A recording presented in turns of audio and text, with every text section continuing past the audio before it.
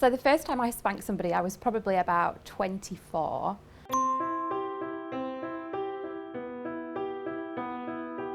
I had a very conventional childhood.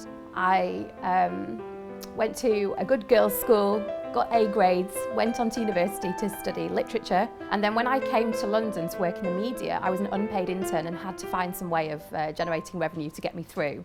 So I became assistant to a dominatrix. And it was through working as a professional dominatrix that I was kind of absorbed into the BDSM world. The definition of BDSM, if you want to break down the acronym, it stands for bondage, domination, sadomasochism. But BDSM is really a sort of coverall term that applies to a lot of kink-related activities.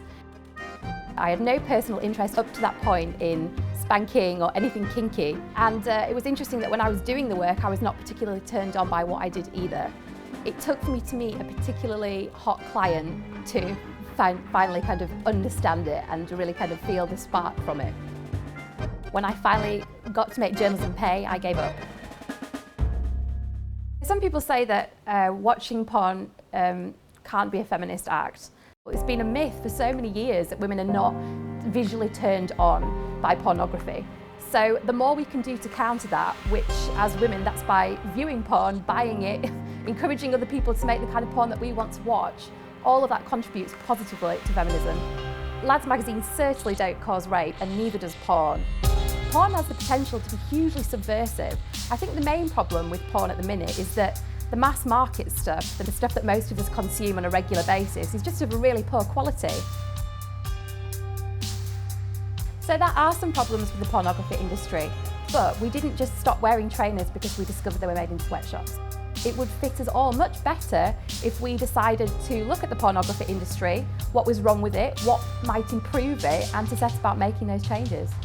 Something I'm doing is working on an ethical porn partnership where I'm collecting people in the industry that already produce content to really great standards to display a stamp on their materials that you, the viewer, know that the porn is being produced to certain ethical regulations when you get to watch it.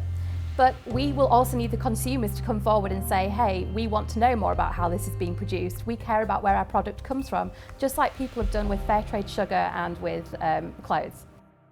So the reason we're so afraid of porn as a society is because we haven't accepted that desire is amoral, and porn has.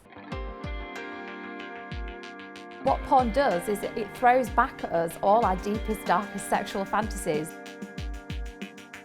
It's a way of exploring things that monogamous society doesn't allow you to do with a regular partner.